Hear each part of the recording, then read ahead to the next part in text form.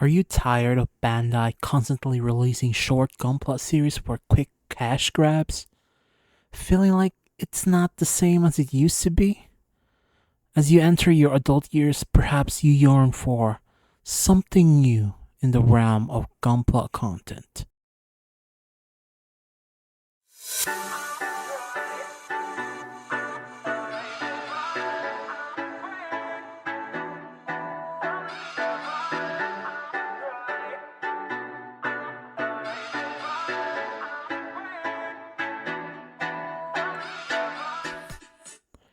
Allow me to introduce to you a manga that often goes under the radar, likely because the mention of Gundam and Gunpla tends to make some people cringe in the manga community. It's a bit disheartening, but that's the reality we live in. But anyway, this manga is titled Aini Kusu Futari, and I promise you, this will resonate to you as an adult who have always loved Gunpla or Gundam, in which, for me, that's the case. Ejini Kusuru Futari is about a Japanese employee named Sayaka Kanzaki. When 16 years ago, she witnessed the Strike Gundam for the first time during the premiere of Mobile Suit Gundam Seed. It's a magnificent figure as it aroused from the sea of flames, etched of the lifelong passion of the franchise within her heart. However, as a 30-year-old office lady self-conscious about her public image, Kanzaki has kept love hidden from her coworkers. One day, Kanzaki meets Sora Takamiya, a 16-year-old high school student who also loves the Gundam franchise, especially Gundam plastic models. Sora's passion for creating these Gunpla models reminds Kanzaki of her own childhood as a young Gundam-loving girl. Guided by Sora, Kanzaki makes her first foray into the world of Gunpla building, and with it, reignites her love for Gundam. What captivates me about Echini Koisuru Futari is its departure from the typical over-the-top fight scenes found in many other Gunpla anime.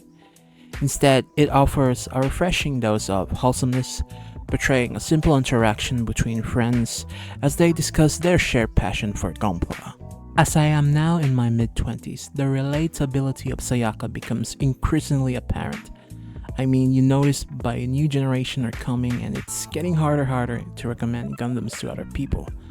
Because some new people who like Gundam anime will not be into Gunpla, and also some new people will be into Gunpla but not the anime.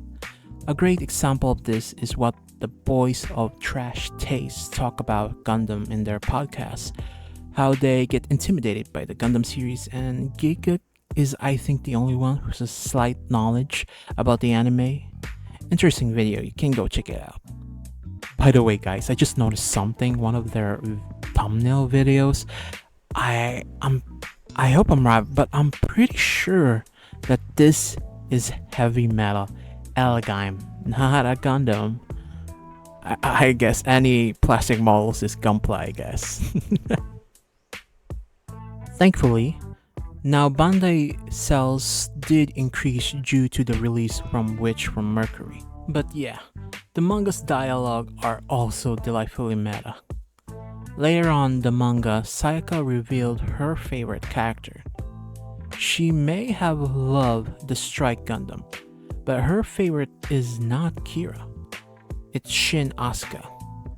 I like that this manga was aware that Shin was the most hated character in Seed, but she didn't care because she saw herself with Shin around his character. That's why Sayaka's eyes is red just like Shin, and it was a great touch. And its adept incorporation of Gundam Seed and Iron-Blooded Orphan references surpasses any reference seen by the Build Fighter series. In one of the chapters they discuss about loving a sound design in the anime. It's just fun to read. Especially for the people who grew watching Seed, not just Seed, all of the non-UC Gundam series. Because it's rare for this kind of stories to reference standalone series rather than referencing another RX-78-2 for 100 times. Granted, there's still a lot of UC reference, obviously, because, dude, Gundam would be nothing without the UC timeline. And some of these pages in this manga is literally food for the eyes. I mean, look at this. What adds an extra layer of authenticity to this series is the use of actual works from real Gunpla builders, showcased at the end of each volume. Yes, the plot of this manga is a little bit on the nose, because they really want to sell more Gunplas to you, but also it adds a genuine touch to the narrative, making it an engaging and unique reading experience. I've come across comments suggesting that this manga is considered Yuri bait.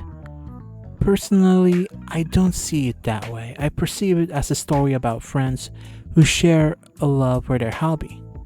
Even if it goes around a romantic turn, I wouldn't mind it.